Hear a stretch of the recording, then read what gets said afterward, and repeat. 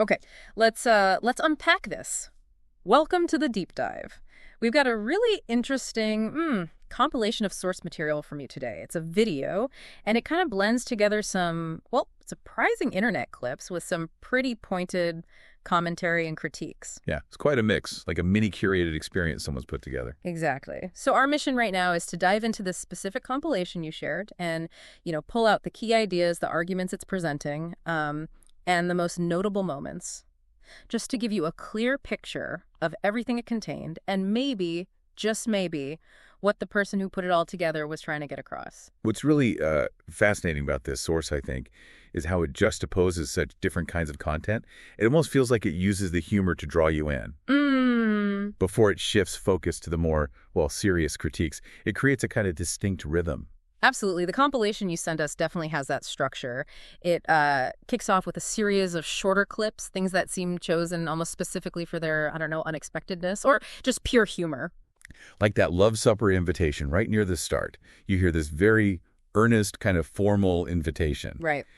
And then the edit just cuts straight to a man walking into what looks like a church auditorium, but he's wearing like leopard print leggings and a green skirt. Yeah. The humor is purely in that visual clash, the one the source creator decided to put right there. Totally. Or the jiu-jitsu clip. That was something else. Oh, yeah. You see this guy, looks like he's all set for a serious training session, looks pretty tough. And then, bam, suddenly he's got these bright red high-heeled boots on, and he's like flicking open a rainbow fan. Right. And the source's host, the person narrating the compilation, they laughed, but interestingly, they also included this moment where they sort of cautioned against mocking fighters. Oh, yeah, I remember that. While clearly still being amused and kind of wondering aloud if it was serious or just a joke, it's definitely playing with your expectations. Yeah, messing with you a bit.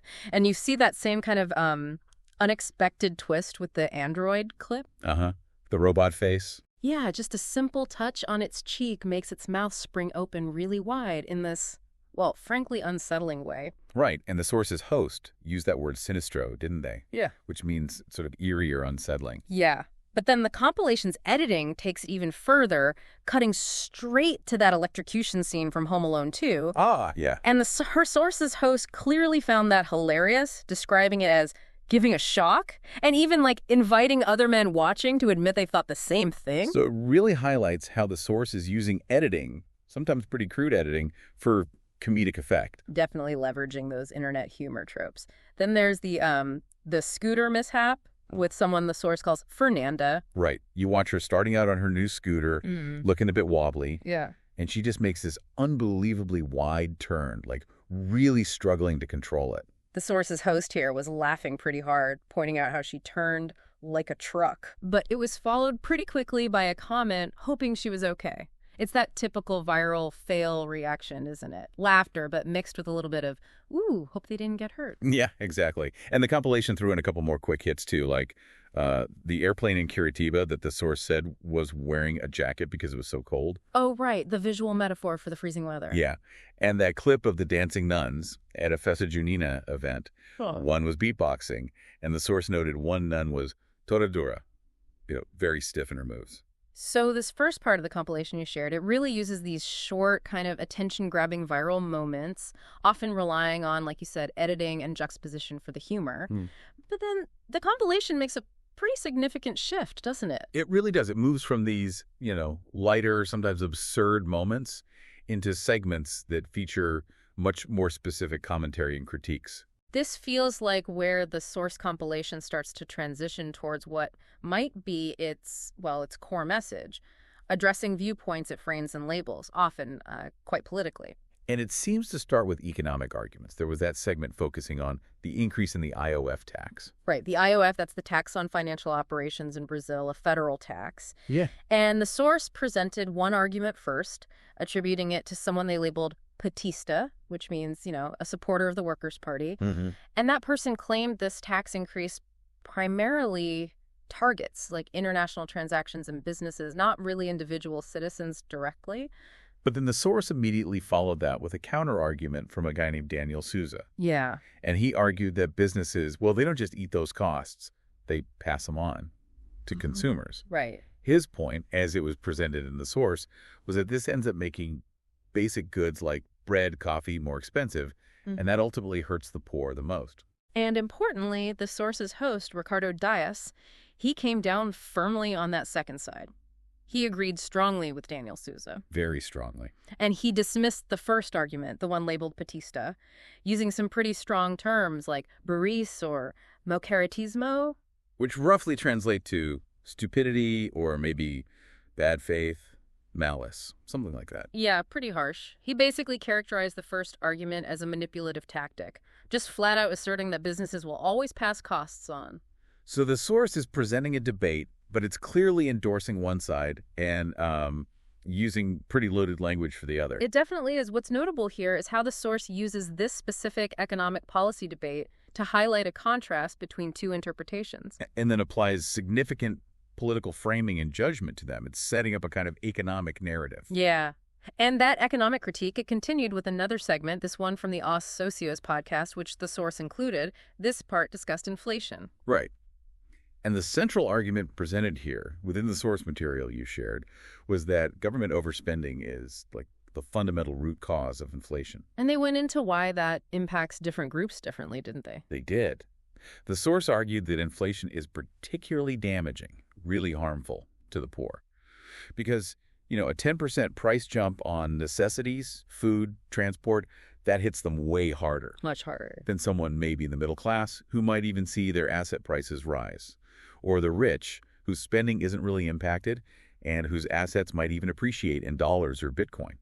Yes. The source's point was basically that when the government spends more money, even if it claims it's to help the poor, it can inadvertently generate the very poverty it's supposedly trying to fight just through inflation. And the source's host agreed wholeheartedly with this specific take, labeling it a tactic of the communist left aimed at, quote, leaving everyone poor. Wow. So again, the source is presenting a specific economic theory, government spending causes inflation, and then directly connecting it to a perceived political strategy or goal of a particular group. It's explicitly linking economic outcomes to political intent, as presented in the compilation. So moving beyond just the economic stuff, the compilation also turned its attention to social and cultural critiques. There was that clip featuring the young law students. Ah, yes. The viewpoint expressed by the students in that clip, at least as it was presented in the source, was quite specific. They argued that right-wing individuals who go into law school fundamentally misunderstand the purpose of the course. How so? Well, they seem to see law solely as a tool for defending minorities and the poor from oppression by the rich, not as a way to, make money or pursue other goals. Okay. And the source's host reacted to this with, well, it sounded like sarcasm. Definitely sarcasm. Agreeing that, yes, there are indeed many esquerdista, meaning left-leaning law students, and then implying that, based on this viewpoint they expressed, they'd surely work for free to help the oppressed, questioning their focus on money at all. It's pretty clear the source is using this clip to highlight a specific perspective from within legal studies. Right. And then commenting on it quite dismissively. It seems like the source is using this student viewpoint to comment on what it sees as a certain ideological approach to the legal profession, implying maybe a kind of idealism or perhaps naivete about practical reality. Okay. Then there was the Taís Araújo parenting clip. That was memorable. Yes. The anecdote described in the source was about her daughter playing with a doll, leaving the bottom half off and saying the doll was free. Right. And Taís Araújo in the clip agreed with her daughter, stating her own role as a mother wasn't to hold back her daughter's expression, but rather that it was the job of mothers of boys to educate their sons to respect women. But then, the commentary that was overlaid onto this clip in your source compilation offered a really strong critique. Yeah. What did it say again? It posed the question of whether this represented liberty or libertinism. And it criticized it as an example of an artistic elite, creating what it termed a hollow generation. Okay, that's quite pointed. And the source's host, how did they react? Their reaction was sort of questioning it and suggesting praying for the daughter's safety. Ah. So the source takes this, personal parenting anecdote and uses overlaid commentary and the host's reaction to frame it as a much broader social or cultural issue, raising questions about, freedom versus excess and the influence of certain cultural figures. It uses a specific kind of relatable moment to launch into a critique of perceived modern parenting philosophies and their potential societal impact, linking it to a particular group, the artistic elite, as they put it. Okay. And finally, among the more sort of direct critiques, the compilation included that clip featuring a woman describing leftists in very specific psychological terms, calling them narcissistic. Yes, and as her arguments were presented in the source, she claimed that they demand others deny reality just to make them happy. That they expect things for free for the government without putting in personal effort, that they blame capitalism for any discomfort they feel, and that they consistently portray themselves as victims. That's quite a list of traits. And the source's host, Agreed completely with this characterization using the term vagabundos.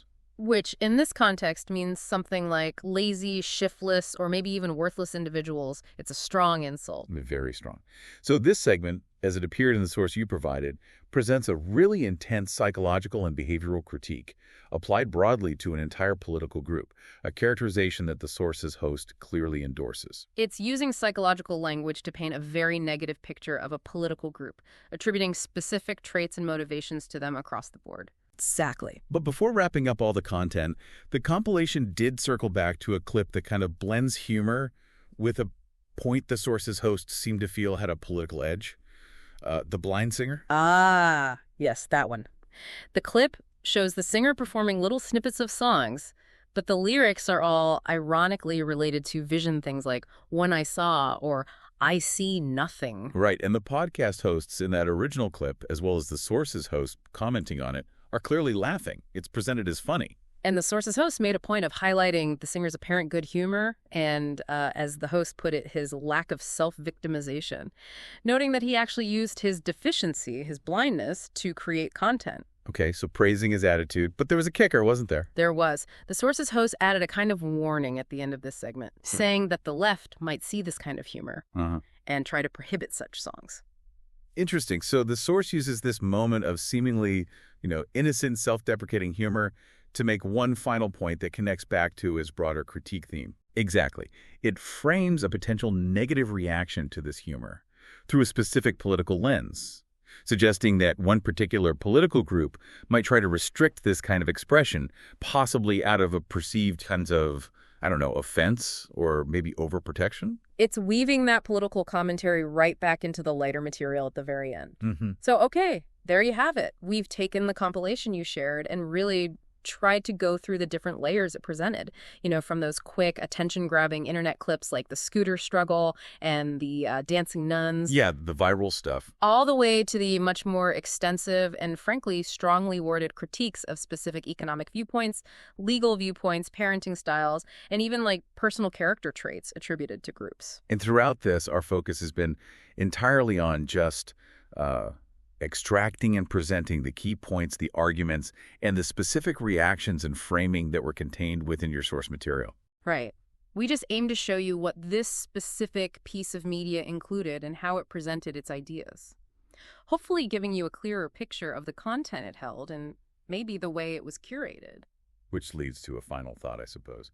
Considering the really diverse array of clips and the very specific commentary that was included in this source compilation you shared, moving from internet humor to these pointed economic and social critiques, and then back again with that final warning. What does the selection and juxtaposition of these particular segments, presented in this specific order and with this kind of framing, what does that suggest about the overall message the original compiler might have intended to convey? That's a fascinating question to consider, isn't it? Something to definitely mull over. Thank you so much for sharing your source material with us for this deep dive.